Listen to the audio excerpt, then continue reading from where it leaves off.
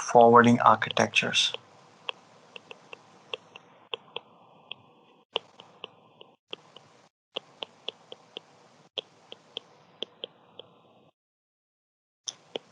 Right, forwarding architecture, in which we probably will be discussing about something called process switching. Okay, then in that process switching, we'll be talking about various methods that are there, and then we'll be talking about software Ceph, okay, and hardware Ceph. And Ceph here stands for Cisco Express Forwarding. And then if there are some of the other methods that are available. So, but to start with, you actually need to understand why do we actually need forwarding architectures, or what is the meaning of, or what's the importance of this forwarding architectures. If you enjoyed the content of the video, don't forget to like and share the video and subscribe to our channel. So if you think about how forwarding has been in the traditional method, then you probably would say, like, let's say that there is one router, there is another router, and you have a LAN here and you have a LAN here. Okay, the LAN can actually be 1.0 here and 2.0 here, and the network 3.0 is connecting both the routers there. And possibly it's can be possible like we are running something like EIGRP. So R1 and R2 will kind of be EIGRP neighbors, and then R2 will have a route with D tag for 1.0, and R1 will have also a route with D tag for 2.0, right? For EIGRP internal routes there. So the old devices, however, or the old architectures used to work in this way, that whenever there is any traffic that will actually be received onto R1 or R2, then R1 will kind of remove first the the layer 2 information. So it says strip layer 2 information and then check routing table. That was how the process used to be. And if you kind of find a route, then successful. Then otherwise, if you kind of do not find a route in your routing table, then your router will kind of drop that particular traffic there. That was how it used to be there. And if your router kind of finds a matching route, then you can say the router would identify, or the router would kind of add a new layer 2 header, okay, and then fill in the layer 2 information there, and then forward the packet to the next destination that's there. But then there was like advanced technologies that came in, and they kind of simplified this process, because it was kind of too power consuming process, that for every packet the router actually needed to remove the layer 2 traffic, even if it doesn't actually know about that destination network or so. So even if it has to drop the packet, first it used to remove the layer 2 and then check whether it can forward the traffic or not. Okay, and if it is not able to forward the traffic, then drop the packet. Otherwise, then check the information and add a new layer to header, and then forward it to the next device. But then this method was kind of simplified in a way that there won't be like any removal or addition of layer 2 traffic on the router. Okay, there will just be something called a rewriting, okay, or rewriting of layer 2 information. For something that that a router kind of removes the source MAC and destination MAC field, and it changes or strips it off, and then like rewrites the new source MAC and destination MAC in the layer 2 header, and then it forwards the traffic there. Okay, so IP packet switching or IP packet forwarding is a faster like process for receiving the IP packet on an input, or like internal interface on which it is supposed to receive it also, and then you can say that making a decision about whether to forward the traffic or the packet, or to an interface, or to drop it. This particular process is simple and streamlined, so that the router can actually forward large number of packets there. Okay, and when the first Cisco routers were developed, they used a mechanism, something called process switching. Okay, to switch the packets through routers and all. Now, as the network devices kind of evolved, then Cisco created advancements to this process switching, and then came something called fast switching. Okay, and then after that, Cisco came up with something called Ceph. Okay, which stands for Cisco Express Forwarding. Okay, and these Ceph is kind of the most optimized way of how the like switching process is done for to handle the packets that actually gets delivered to the routers in volumes.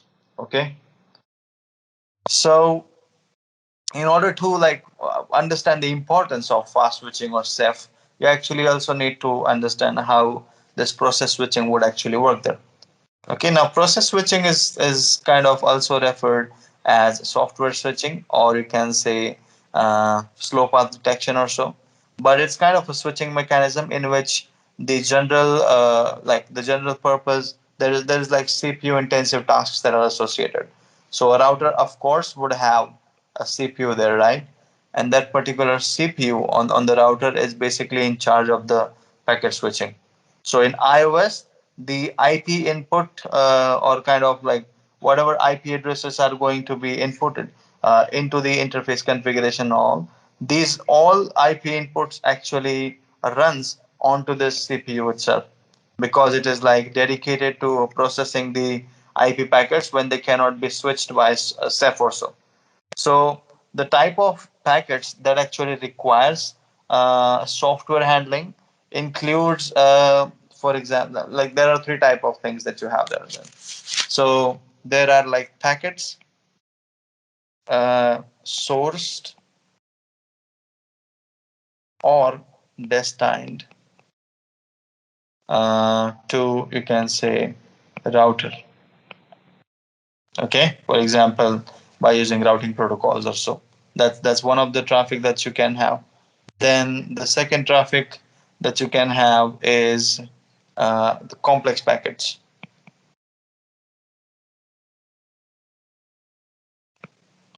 Okay, complex packets, for example, whenever you have IP packets with options, so you can say IP options there, like crafted packets there. Okay, those will be complex packets. And then if you have third type of thing, then you can say packets that actually need extra information as well, packets with extra burden. For example, packets that actually needs ARP information as well, or broadcasting or multicasting information as well. So these are kind of type of packets that you actually have, and the type of packets that actually require uh, the software handling are these only. So you can say that, like for example, let's say that you have a scenario where if you look at actually the architecture of how the software like software switching or Cisco Express forwarding works, or even like process switching works there, then it would be something like this.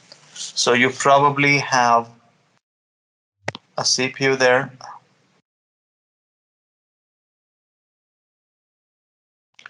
and in this CPU, there are basically different components that are allocated to it. So you can say that there are control plane things, and then there are forwarding or data plane things. So you can say that you probably might have something like inside of that as well. One of the thing that would actually be maintained is the routing protocols that are working. So you have static, you have AIGRP, you have OSPF, right? Or you have like connected routes, or OSPF routes, or any other routes. This kind of information will be there. And then based on the protocols that you're working, your control plane will maintain something called routing table there. Okay, and your control plane will also maintain arc table there. And then there would be something, an element called IP input. These three are the elements that are there inside your CPU. And then you are also going to have forwarding table, or you can say you can refer to as FIB, forwarding information base. So this is going to be RIB, that's going to be FIB there. And then your routing table will actually be copied over here into the FIB there. So what happens is you basically have a routing table that maintains entities like what's the protocol that you're working with, okay, or what's the protocol that the route is going to be identified with. Then you will have network information, like network ID of that. You will have prefix information of that, how long the prefix is. You will have next hop information of that, right? And then you will have kind of outbound or connected interface for that interface or for that network. So, for example, 10.0.0.0. So 10.0 is a connected network. The prefix is /24. It's directly attached there, and the interface that it's attached with is gig 0/0 or something like that. Make sense? That's what the information will be there in your routing table, if you can make sense of that. And then your ARP table will also maintain something like an IP address is connected to a specific MAC. So if you have an IP 192.168.1.2, your ARP table will actually maintain the MAC address for that, so that it can actually take care of the layer 2 forwarding as well. So your Mac can anything like A or whatever that can be there. These are the information that will actually be maintained by kind of a control plane element of your device. And whatever things that are going to be there in the routing table, same will be there into your forwarding information base as well. So you can say that when you talk about process switching, then like a packet cannot be actually switched, or you can say self switched. Uh, you can say that the CPU needs to be there in order to perform all the forwarding there. So the process that says IP input, whatever you see over here, this IP input process kind of talks with the routing table, okay, and it also talks with the ARP table. And this process of like IP input element communicating with routing table and ARP table is actually done in order to obtain the next hop router's IP address, the outgoing interface, and the MAC address that it's connected with. Okay, and all the elements are like handled by two different tables. So IP input needs the you can say next hop IP address, outbound interface, and it needs the MAC address of the next hop interface that it needs to forward the traffic to. Then and then only it would be able to forward the traffic, right?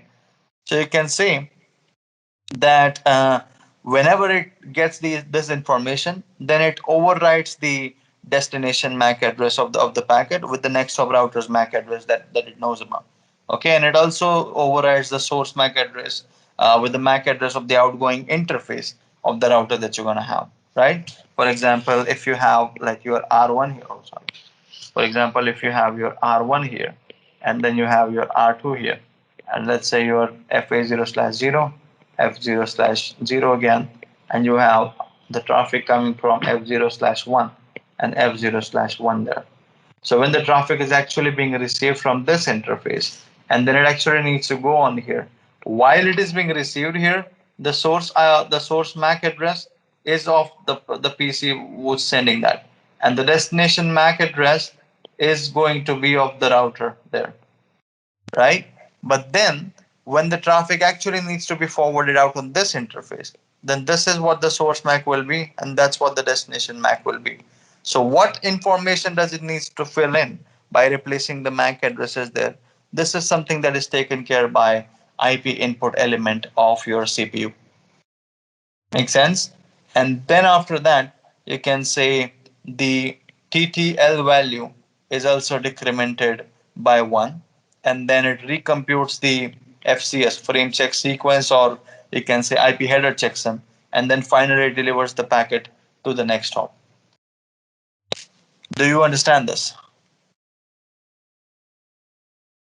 So the routing table is also known as something called routing information base, as I said, and it is built from the information obtained from like whatever protocol that you're running, be it static routing, be it EIGRP, be it OSP, or whatever that is. Based on the information that is collected from these protocols, it actually stores the data inside your routing table or routing information base. And then the ARP table is built from the information obtained from ARP protocol for the routes that are installed into the routing table. Make sense to you? Any questions? So who is playing this source to destination switching part? Somebody is changing, right? Somebody is Yeah. maintaining Yeah. So it. IP input element itself is making the change. That's kind of a part of the CPU itself. Okay. Yeah. So CPU is taking care of doing that process and then forwarding the traffic out on the interface that it desires. So that this particular thing we refer to something called process switching.